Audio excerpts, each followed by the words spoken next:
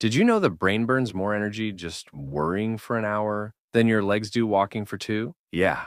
So if you're tired all the time, it might not be your body. It might be your brain running emotional marathons before lunch. I found that out after nearly caffeinating myself into another dimension and still yawning by noon. And that was just the beginning. Chapter 1. I stopped starting my day like I was already late. You know what's wild? I used to wake up every single morning feeling like I was already behind and not like, oops, I overslept behind. I mean, like I was already being chased by emails, by tasks, by expectations I didn't even remember agreeing to. I'd open my eyes and boom, dopamine withdrawal, cortisol spike, and this vague sense that I had already disappointed three people. And it was only 7:08 a.m. Want to know how I started my mornings? Phone in hand, doom scrolling through Instagram like it was a hostage negotiation. Check the news, check the group chat, check my email, and then check my soul.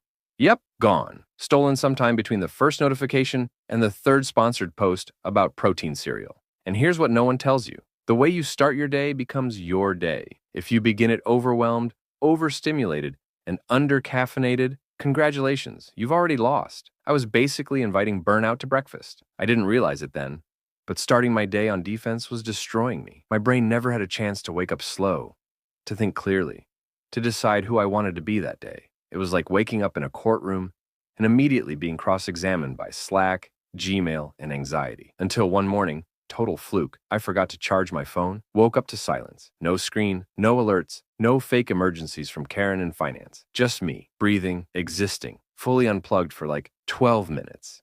And I swear to you, I felt peace. Like actual, maybe I'm not dying inside peace. So I tried it the next day on purpose, and then the next. And that tiny window, 10, 15 minutes before the world starts screaming, became sacred. I stopped waking up like I owed everybody something.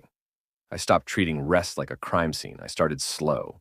No phone, no input. Just me. A glass of water, some deep breathing, maybe even journaling if I was feeling like a Pinterest dad. And yeah, I still had the same job, same life, same problems. But my energy, different. Because I was finally leading my day instead of surviving it. And that changed everything.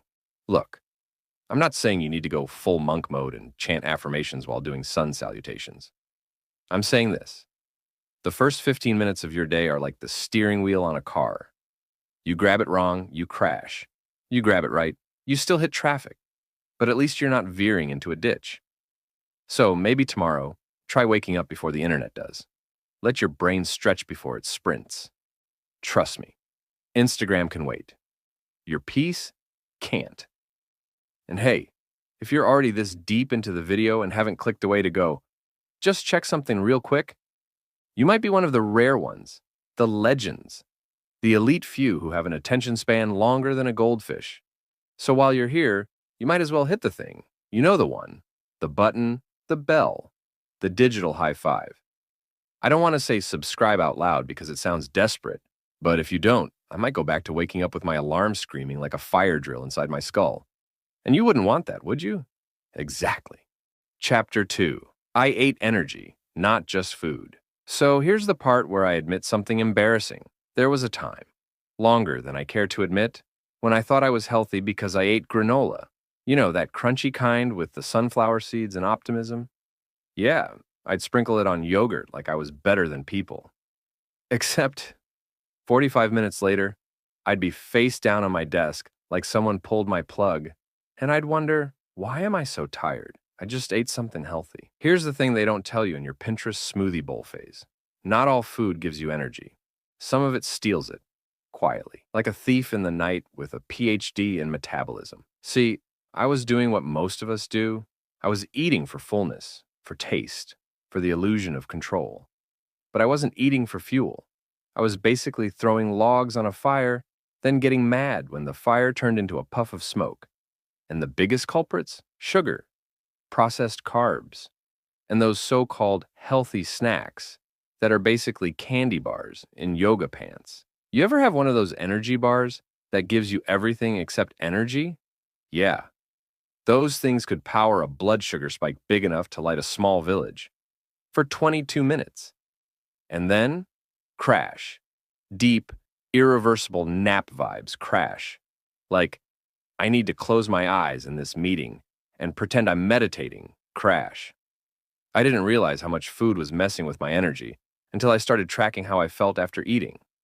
Not how full I was, not how clean it seemed, but how I actually felt 30, 60, 90 minutes after. And what I learned hit me like a gluten-free brick. Most of the stuff I ate was knocking me out like a sedative in disguise. Even the stuff with leafy greens and words like ancient grains. I switched it up. I started eating real whole foods that gave stable energy. Things with protein, fiber, fats that actually make your brain work. Stuff like eggs, nuts, avocados, Greek yogurt without the sugar coma. And this is key. I stopped eating like I was prepping for an apocalypse. I used to eat these giant meals thinking, this'll keep me full all day. Yeah, it kept me full and slow, like I had swallowed a beanbag chair. Instead, I started eating smaller meals with purpose.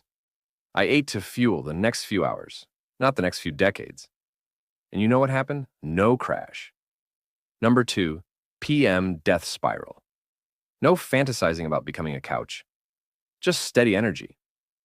Enough to live, create, think. Talk to people without fantasizing about silence. Here's a little experiment. Tomorrow, eat something simple. Something with protein, some healthy fat, and fiber. Then wait. See how you feel an hour later.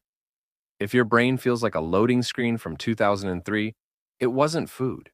It was edible sabotage.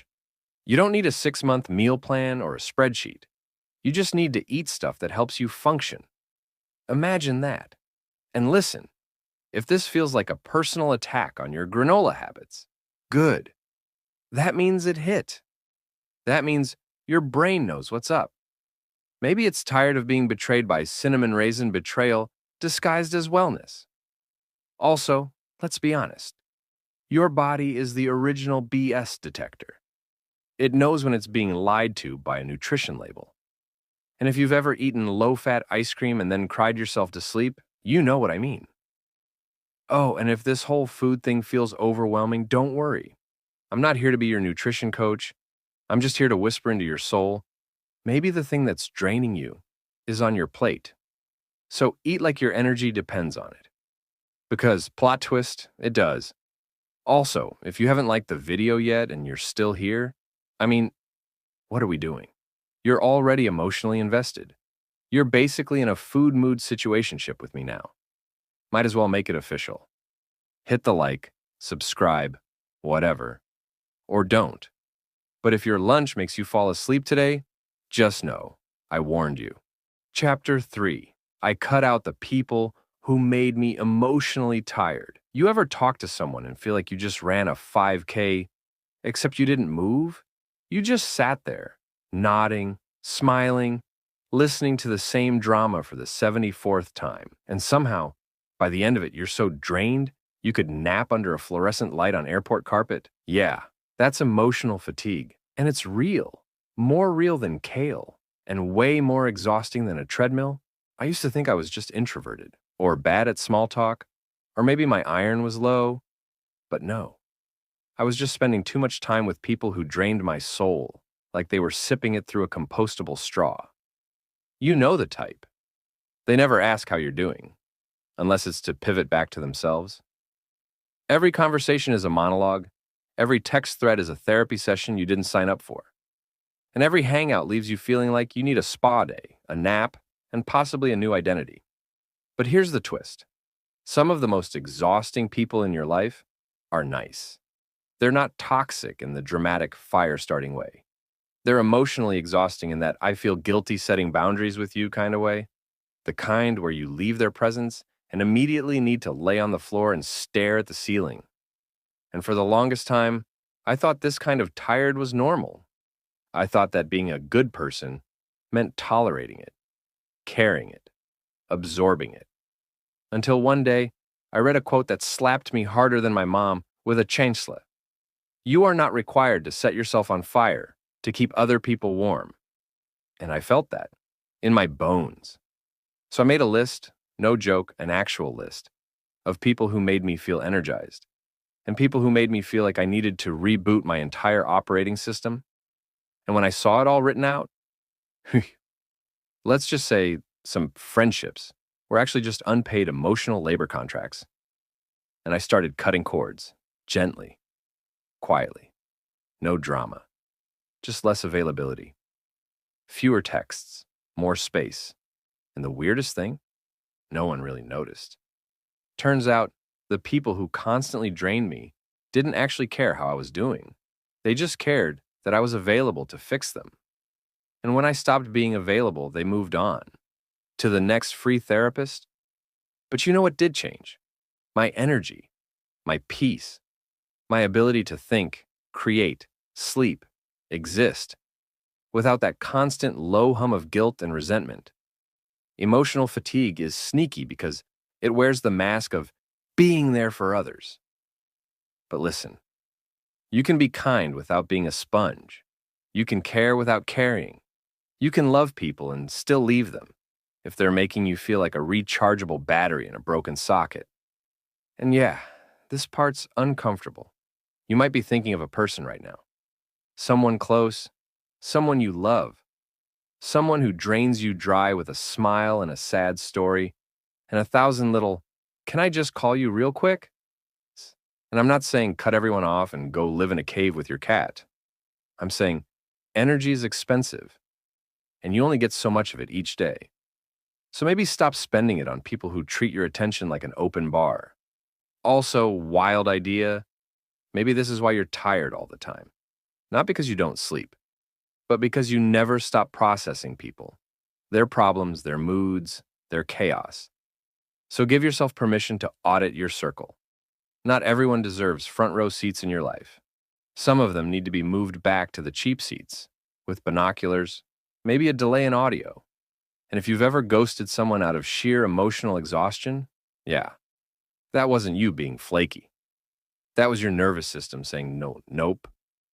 Not today, Satan.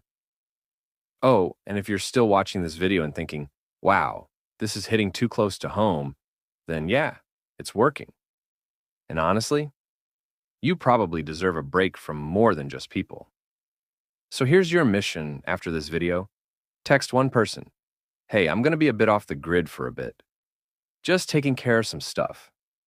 You don't have to explain. You don't owe them a TED Talk. Your energy is yours. Protect it like it's the last slice of pizza, and everyone else is pretending they're not hungry. And hey, if this video made you realize you need a little digital detox too, no pressure. But smashing that like button is weirdly satisfying. Like putting your phone on Do Not Disturb satisfying. Just saying. Chapter 4. I moved more, but less than you think. Let me paint you a scene.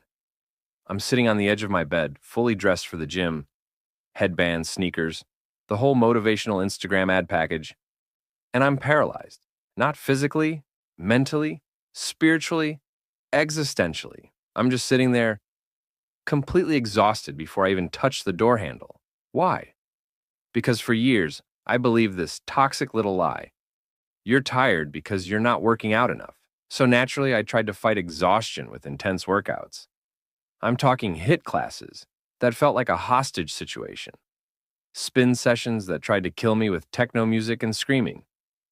And yeah, I left drenched in sweat, but also emotionally bankrupt and halfway to a nap I couldn't afford. Here's what no one told me. Being exhausted and being out of shape are not the same thing. You can be fit and still feel like roadkill if you're constantly triggering your nervous system like it owes you rent money. And here's the crazy part. When I stopped pushing myself so hard, I actually started to have more energy. I know, blasphemy, right? But hear me out. What I learned, and this is backed by actual science, not just some dude named Chad with abs and a TikTok, is that when you're chronically tired, what your body really needs is movement that feels safe, not stressful, not punishing. Just enough movement to tell your nervous system, hey, we're alive, and we're not being chased. So I ditched the beast mode nonsense and started small. Like, walk around the block small. Stretch on the floor while watching Netflix small. 10 minutes of movement. Not to burn calories, not to earn lunch, just to move. And you know what happened? My energy went up. Not overnight, but slowly, consistently. I started feeling like a person again, not a zombie with glutes. It turns out the human body isn't designed for back-to-back meetings, followed by panic cardio at 7 p.m. It's designed for rhythm, for flow, for little movements throughout the day that whisper, "Hey, we're okay." I started pacing during phone calls, doing air squats while I microwaved leftovers, walking in circles while listening to podcasts about trauma and why I keep overcommitting to things I hate. The bar was low, my friend, but that's the point. You don't need more punishment. You need more permission. Permission to move without an app screaming one more rep. Permission to stretch because it feels good, not because you're trying to fit into jeans from 2017. And yes, eventually I started doing real workouts again, but not from guilt, from energy, from desire, because I felt good, not because I hated myself. And that's the shift. When your movement becomes self-care instead of self-punishment, your energy changes, your brain lights up, your body responds, your life feels less like a prison and more like a ride you actually want to be on. So, if you're constantly exhausted and you think the answer is forcing yourself to the gym 6 days a week, pause, breathe, reconsider. Maybe your body doesn't need a boot camp. Maybe it needs a walk. Maybe it needs to dance badly in the kitchen. Maybe it just needs to move without being judged by your inner drill sergeant. Oh, and don't get it twisted. This isn't about being lazy. It's about being wise. There's a difference. Lazy is when you know what to do and choose not to. Wise is when you realize you've been doing the wrong thing harder and decide to stop. So, if you're watching this while slouched on your couch, wondering if stretching counts as movement, yes, it does. And no, you don't need to be in workout clothes, or post it, or tell anybody. Just move. A little, a lot. Doesn't matter. Your nervous system doesn't care about your aesthetics. It just wants to feel safe, energized, alive. Also, while we're at it, you've moved your thumb this far, right? I mean, you've scrolled, clicked, maybe even nodded silently in shame. So just keep the motion going. Tap the like. Subscribe if you haven't. It's called kinetic energy, baby. Newton would be proud. Chapter 5. I made boredom illegal. Okay, story time.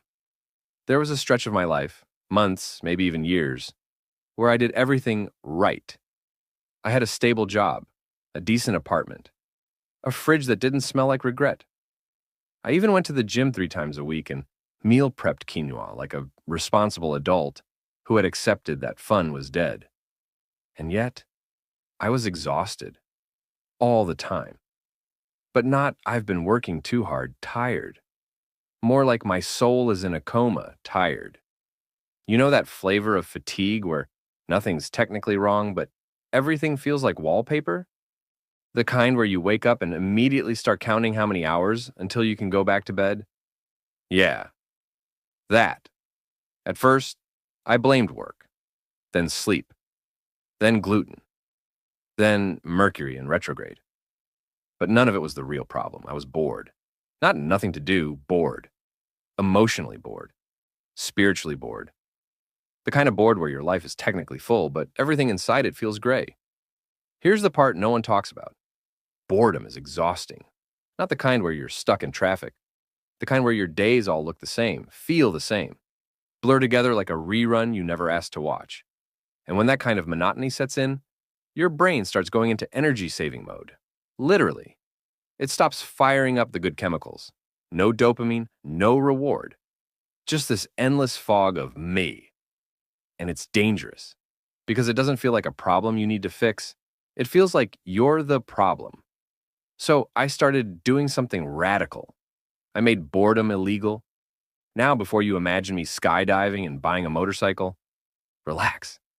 I'm not talking about Instagram adventure nonsense. I'm talking about little sparks, tiny doses of novelty, micro doses of, whoa, that was different. Like switching up my walk route, trying a weird recipe. saying yes to something I'd normally autopilot a nah to, listening to music from a genre I used to mock. Shout out to Mongolian throat singing for waking up parts of my brain I forgot existed. And the impact? Unreal. I started feeling more alive, not in a fake productivity hack way, in a my brain actually wants to be awake today kind of way. Because here's the science: novelty fuels dopamine, and dopamine fuels energy. You don't need a vacation in Bali to feel alive. Sometimes you just need a reason to look up, a moment that breaks the loop, a spark. And if your life has become an endless loop of screens, chores, scrolling, surviving, and collapsing into bed just to do it all again, yeah, no wonder you're tired. You're not broken, you're understimulated. So, no, rest isn't just about slowing down. It's about reconnecting with anything that makes you feel something. And I get it. Sometimes joy feels like a luxury you don't have time for. But the truth is, joy is fuel. And if you never give yourself even a sip of it, your tank will stay empty no matter how much sleep you get. So here's your assignment. Yes, this is now an interactive video. You're welcome. Do one thing today that breaks your loop. Doesn't have to be big, just different. Write with your non-dominant hand. Eat lunch in a weird spot. Watch a movie you've never heard of and try not to Google it first. Remind your brain that life isn't just a checklist, it's a playground. And if that feels cheesy or dumb, cool, try it anyway. What's dumber is waking up every day and dragging your body through routines that haven't made you happy in years. You've tried burnout. You've tried overworking. You've tried doing nothing and calling it self-care. Now try living a little. Also, side note, if this chapter hit you right in the emotional breadbasket, it might be a sign that you need a little more novelty in your feed too. And hey, I can't legally prescribe